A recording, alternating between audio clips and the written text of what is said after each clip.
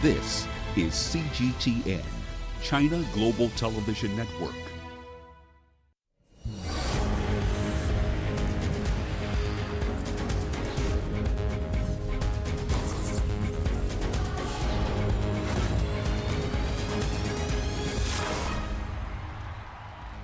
An eventful sporting 2021 comes to a close in a week's time, marking the year when stadiums across Africa and the rest of the world reopened for business following a year-long lockdown brought on by the global pandemic. On Sports Scene tonight, we bring you the first of our two-part year-ender series, where we look at some of the stories and events that made headlines this year. Hello and welcome to your home of African sports news, views and interviews from across the continent and beyond. This is our special edition of Sports Scene, the weekly program that brings you African and global sports news from all perspectives. I'm Mahia Mutua in Nairobi. This week we're looking back on the year that was as we get ready for 2022. Also coming up on the program, the signature sporting event of the year, the Summer Olympics, helped the world recover from international lockdown. Welcome to the program. Now, reigning world champions South Africa managed to secure the #1 ranking for 2021 after a season where their resilience, mental toughness and unity as a team was tested by various factors. The future looks bright for Africa's top rugby team, who will be targeting a 4th world title in less than 2 years' time. CGTN's CS Du Plessis gets us underway. The celebratory scenes of 2019 feel like a distant memory now. The hype around rugby in the country was on another level, but then like a crunching tackle, the momentum was brought to a halt. The COVID-19 pandemic meant no rugby for the world champions, and only 20 months later could the Springboks get back to playing their brand of physical rugby. I think it was more about the basics and just getting the very, very basics and the fundamentals right with this season, with what happened. Not playing last year, coming in late, COVID. So get the fundamentals right.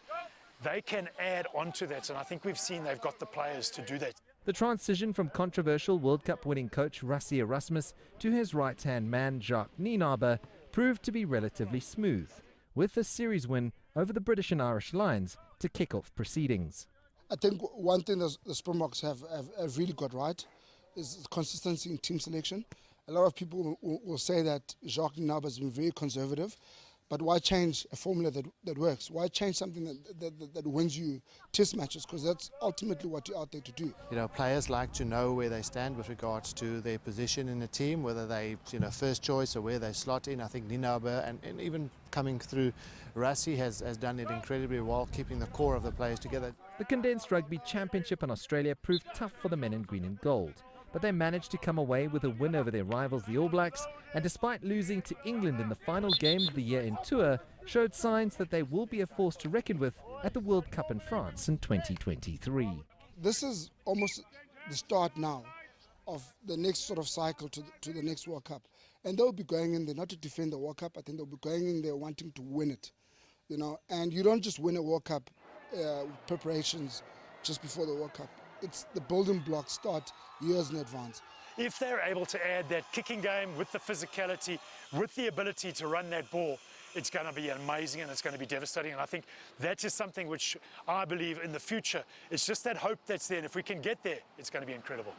It has been an extremely testing year for the reigning world champions, who despite biobubbles, months away from their families, COVID outbreaks and back-to-back defeats to Australia, have shown remarkable resilience to claim a series win over the British and Irish Lions, as well as end the year as the top-ranked side in world rugby. 2022 promises to be just as grueling, but with an established squad and a winning mentality, they will still be the side to beat.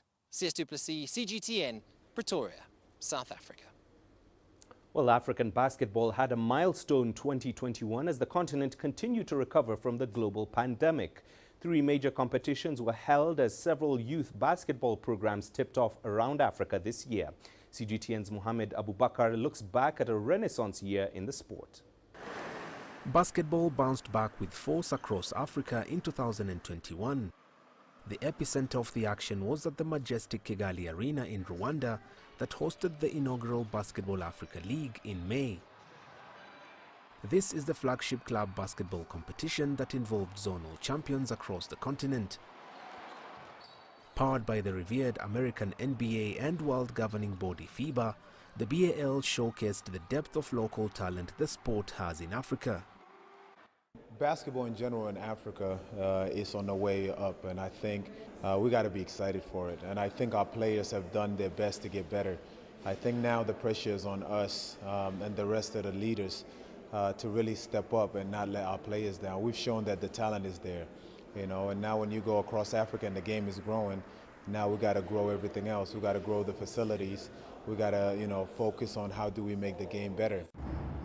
Rwanda's capital was yet again home to the 30th edition of the FIBA Men's Afrobasket in August. The competition, which was celebrating its 60th anniversary, was an unforgettable tournament. Despite Tunisia defending their title, it was the East African teams that won everyone's hearts. Debutants South Sudan reached the quarterfinals.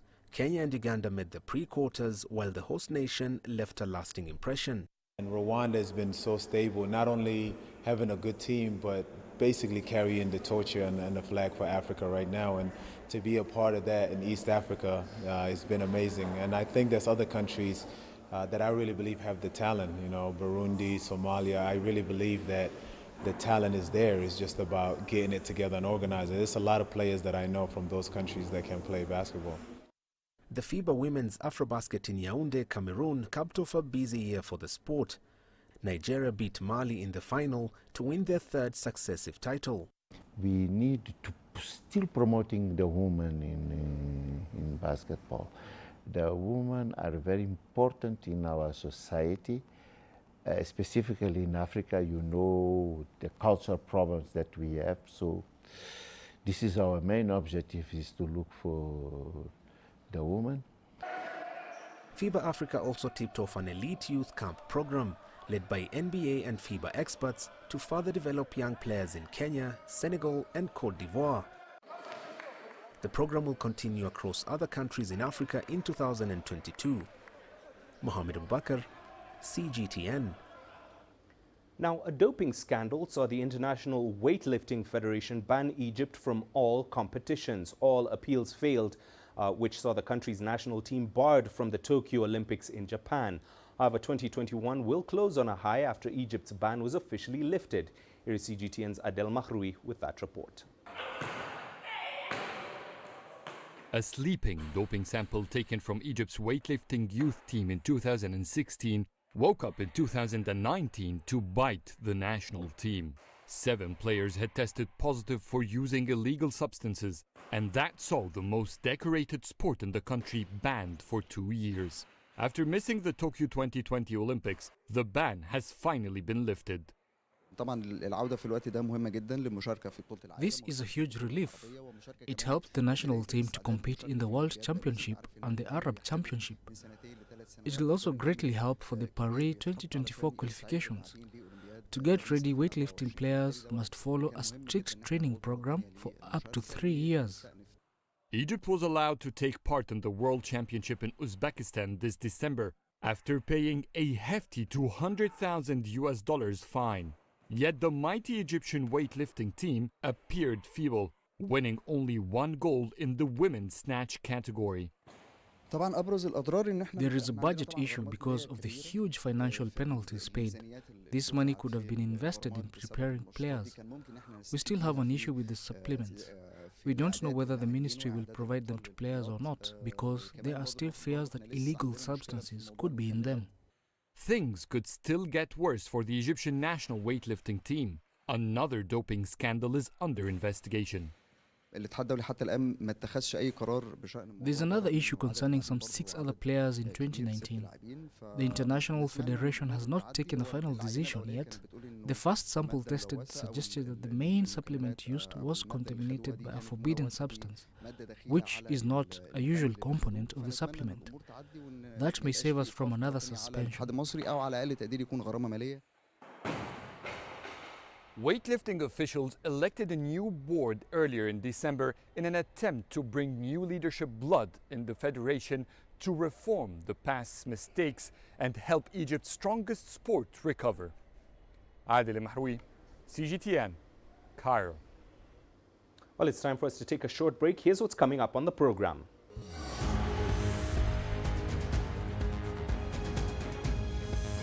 The signature sporting event of the year, the Summer Olympics, helped the world recover from international lockdown.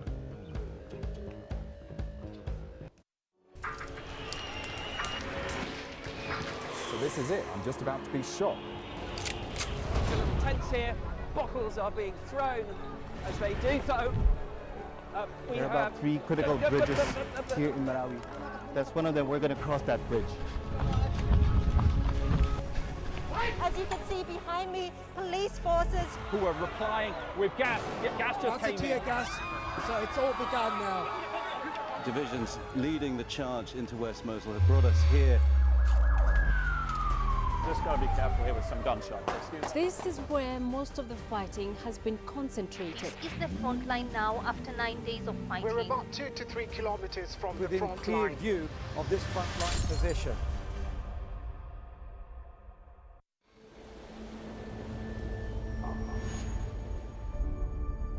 How would you create your legend? On the fields, on the tracks, in the arenas of Africa. Were you born to be a player? Could this moment be yours?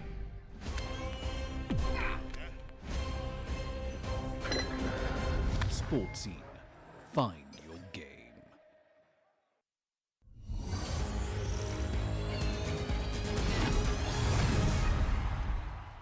Welcome back and thank you for staying with us on Sports Scene. Now, after a year's delay and often against the backdrop of nearly empty venues, the Tokyo 2020 Olympic Games provided plenty of high drama. The signature sporting event of the year went a long way in helping the world recover from an international lockdown. CGTN's Asta Tal now looks back at the first Summer Olympics held in the middle of a global pandemic. Amid fears the delayed Tokyo 2020 Olympics would be called off as the world battled the coronavirus pandemic, the 32nd Summer Games opened on the 23rd of July in Japan. U.S. superstar gymnast Simone Biles shocked the world when she pulled out of 5 of her 6 events, including abruptly abandoning the women's team final after attempting just one vault, citing concerns for her mental and physical health.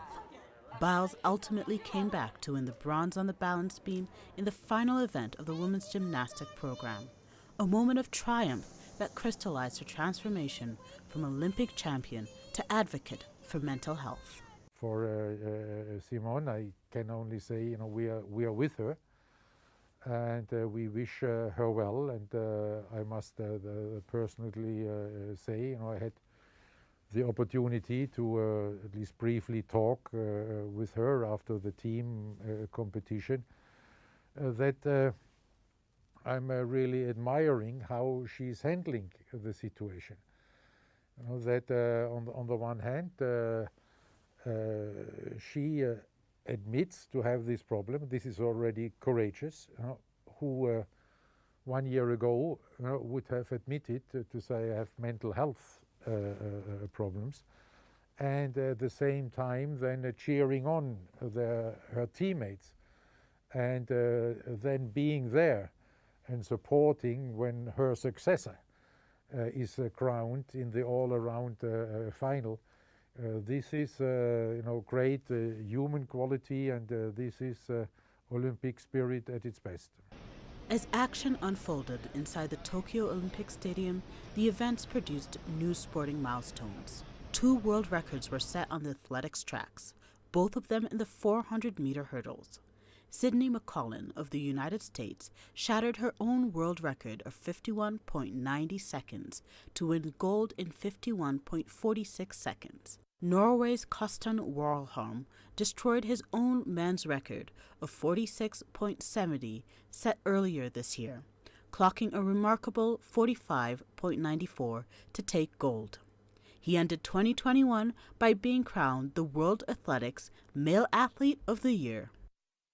But the biggest shock on the track was Italy's Lamont Marcel Jacobs, claiming gold in the men's 100 meters final, winning a European record of 9.80 seconds.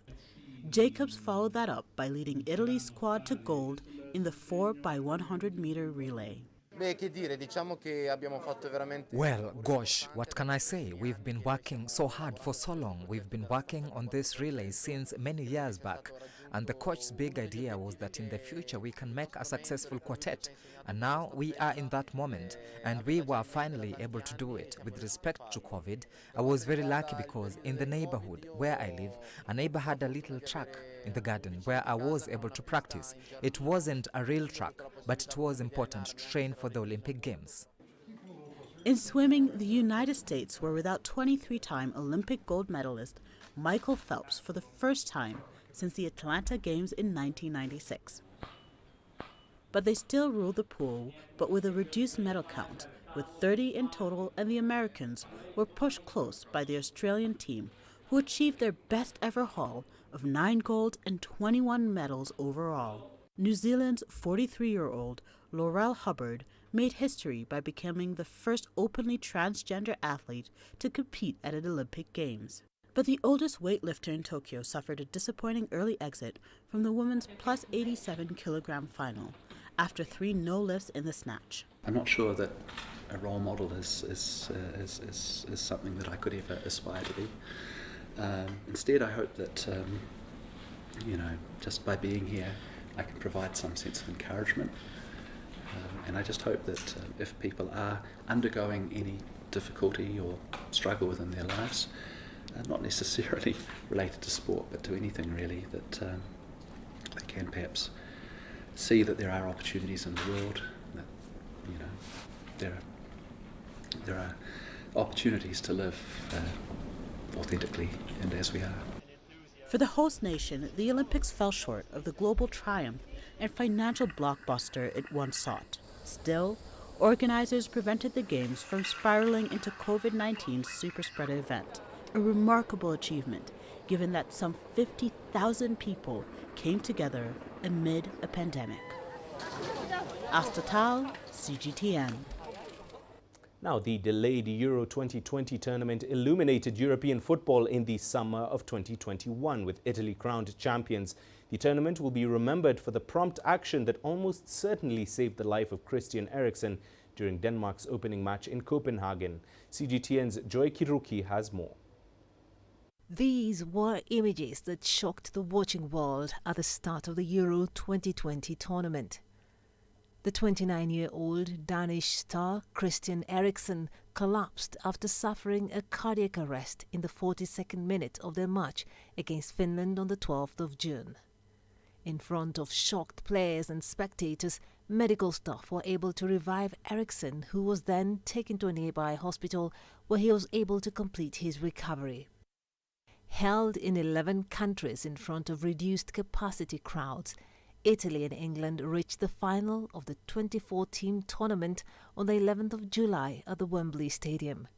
Playing at home, England opened the scoring through Luke Shaw after only 2 minutes before Leonardo Bonucci equalised in the 67th. With the game locked at 1-1 after regulation and extra time, the match went to a nail-biting penalty shootout. Italy's goalkeeper Gianluigi Donnarumma saved successive penalties from Jadon Sancho and Bukayo Saka to give Italy a 3-2 win and their first European title since 1968. Elsewhere, the second edition of the UEFA Nations League, hosted by Italy, so France and Spain reached the final after wins over Belgium and Italy respectively. In the final, played in Milan on the 10th of October, Mikel Oyarzabal put Spain ahead after 64 minutes.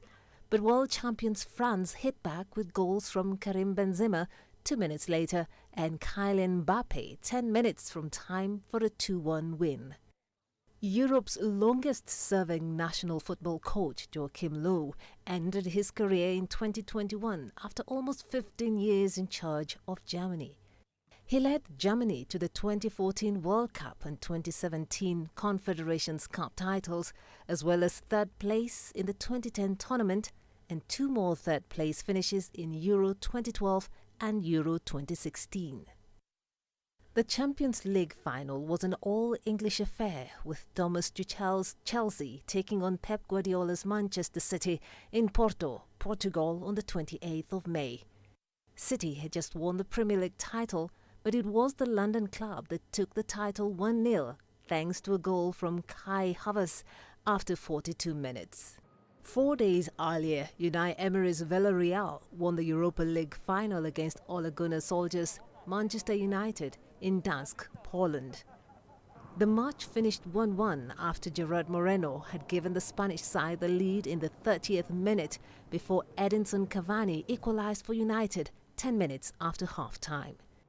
In the penalty shootout, 21 players converted their sport kicks before United goalkeeper David De Gea saw his kick saved by Geronimo Rulli to give Villarreal victory. Joy Kiruki Juma, CGTN. Well, staying with football, the top leagues in Europe once again threw up shocks and surprises in 2021 with both Lionel Messi and Cristiano Ronaldo both making late career moves. Jane Keo has more. Having failed to win the Ligue 1 title in France after being stunned by Lille, PSG plotted and executed the most talked about player transfer of 2021. Lionel Messi ended his record FC Barcelona career that started since he was 13 and crossed over to France to join PSG. The 34-year-old Argentine scored a club record 672 goals in 778 appearances, and he was pushed out of Barcelona after the club's financial position made it impossible for him to stay.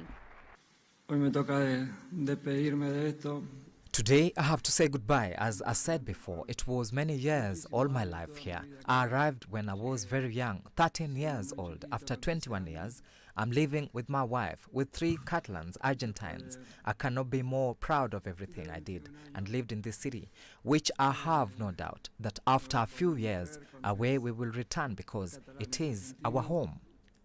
One other transfer to hit the headlines was the return to Manchester United of Cristiano Ronaldo after a 12-year absence. Ronaldo, who scored 84 goals for United before leaving in 2009 for Real Madrid, left Juventus in August after they failed to win the Serie A title. The 36-year-old was signed by Ole Gunnar Solskjaer as he attempted to raise the club's fortunes, but after comprehensive home defeats to Liverpool and Manchester City, followed by a 4-1 thrashing by Watford, Solskjaer was sacked on November 21st. In Spain, the La Liga title went to Atletico Madrid after they pipped city rivals Real Madrid to the trophy on the final day of the season. Luis Suarez, who left Barcelona in acrimonious circumstances at the start of the season, fired Atletico to a 2-1 comeback win at Real Valladolid to secure them a first title in 7 years. In Germany, Bayern Munich comfortably won their 9th consecutive Bundesliga title, finishing 13 points clear of RB Leipzig, fired by an astonishing 41 goals from Poland striker Robert Lewandowski. It was the last season under Hansi Flick before he took over as Germany's national team coach.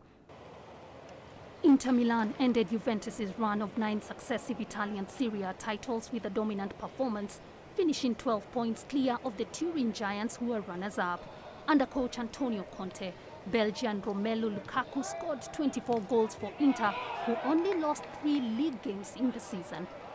Jill Keo, CGTN.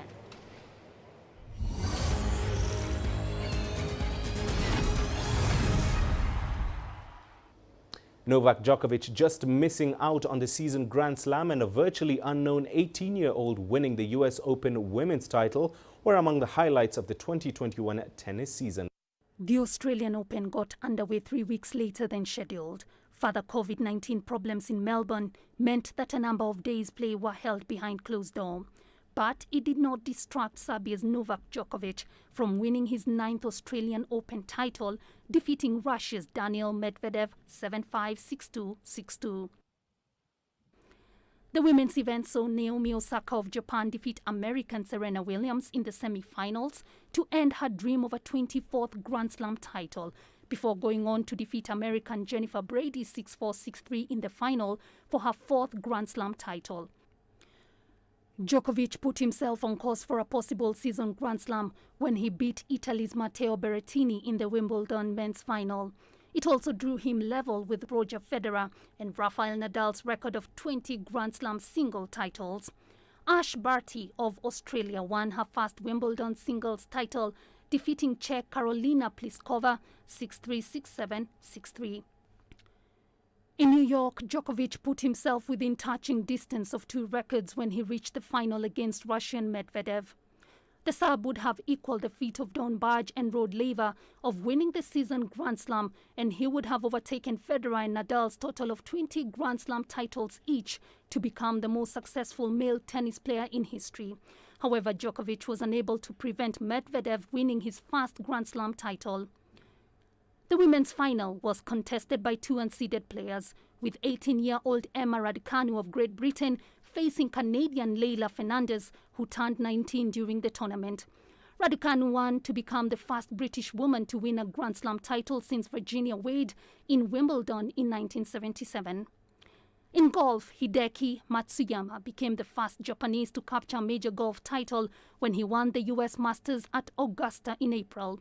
Phil Mickelson became the oldest major winner in history when the 50-year-old American won the PGA Championship at Kiowa Island, South Carolina in May. Spain's Jon Rahm won his first major, the U.S. Open at Torrey Pines, San Diego, California in June. After a terrific final round battle with Osthuizen, the South African had to take the runners-up spot again after Rahm shot a 4-under-67 for a total of 6-under to win by one stroke.